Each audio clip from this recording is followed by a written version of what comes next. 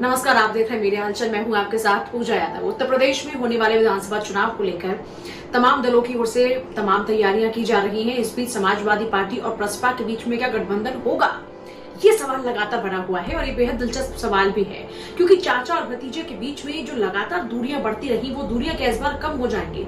क्या अखिलेश यादव को वाकई मुख्यमंत्री बनाने के लिए शिवपाल यादव तैयार हैं? क्योंकि शिवपाल यादव की ओर से कई बार कई बयानों में ये कहा गया कि वो अखिलेश यादव को मुख्यमंत्री बनाना चाहते हैं। और अभी कुछ दिन पहले का उनका बयान सामने आता है कि एक तरफ जहां वो अखिलेश को मुख्यमंत्री बनाने को तैयार है, लेकिन उन्होंने अपने लोगों के लिए सम्मान मांगा, उसी सम्मान का वो इंतजार कर रहे हैं। इससे पहले उनका एक और बयान सामने आता है जिसमें उनकी तरफ से ये कहा जाता है कि इंतजार बहुत हो चुका है, मैंने कई बार अखिलेश से संपर्क करने की कोशिश की है, हम तो अब भी इंतजार कर रहे हैं, लेकिन हमने तो सिर्फ और सिर्फ सम्मान मांगा था अपनों के लिए, लेकिन अब कौरवों के साथ युद्ध होगा। उनकी तरफ से कुल मिलाकर ये कहा गया कि अब महाभारत होगा। इससे पहले भी परिवार का महाभारत सबने देखा और यही वजह रही कि 2017 का विधानसभा चुनाव समाजवादी पार्टी को हारना पड़ा। एक बड़ी हार जो समाजवादी पार्टी की 2017 के विधानसभा चुनाव में हुई, इसकी सबसे बड़ी वजह परिवार के बीच रारी रही। चाचा भतीजे के बीच में जो लकीरें खिंच गई, वो लकीर एक बहुत बड़ी वजह रही।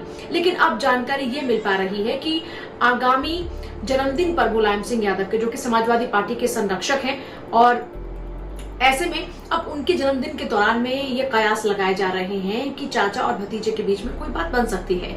लेकिन हाल ही में शिवपाल यादव ने एक बार फिर से दोहराया कि वो इंतजार कर रहे हैं, वो इंतजार कर रहे हैं अखिलेश यादव के फोन का, मैसेज का, क्योंकि वो तो फोन और मैसेजेस कर चुके हैं और वो अखिलेश यादव के जवाब का इंतजार कर रहे हैं। उनकी ओर से फिर दोहराया गया कि वो सिर्फ और सिर्फ अपनों के लिए सम्मान मांग रहे हैं, अपने लिए भी नहीं। उनकी तरफ से ये कहा जा रहा है कि वो तो इससे पहले पार्टी के अब राष्ट्रीय अध्यक्ष भी बन चुके हैं, कई पदों पर भी रहे हैं, लेकिन अब उन्हें अपनों के लिए सम्मान चाहिए। सिर्फ उनके अपनों का अगर सम्मान मिल जाता है तो वो अखिलेश यादव को समर्थन देने को तैयार हैं।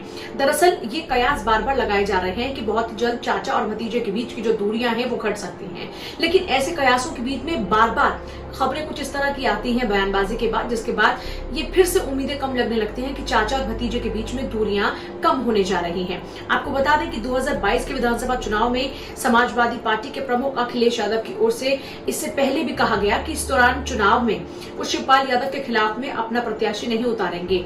ऐसे में जब इस तरह की बयानबाजी सामने आई है तो बार बार ये अटकलें और जोर पकड़ती गई कि शायद इस बार दोनों के बीच की दूरियां घट जाएंगी, लेकिन ऐसा होता हुआ फिर से नजर नहीं आ रहा है। लेकिन हाँ, शिवपाल फिर से इंतजार कर रहे हैं कि इस बार जरूर उनके और भतीजे के बीच की दूरियां मिट जाएंगी। वो जो चाहते हैं अखिलेश उसको पूरा करेंगे, और अगर ऐसा पूरा करते हैं तो उनका दावा ये है कि अखिलेश यादव का मुख्यमंत्री बनना तय है और बीजेपी जरूर हारेगी, क्योंकि वो ये भी कहते हैं कि बीजेपी को हराने के लिए बहुत जरूरी है उनका उनके भतीजे के साथ में होना।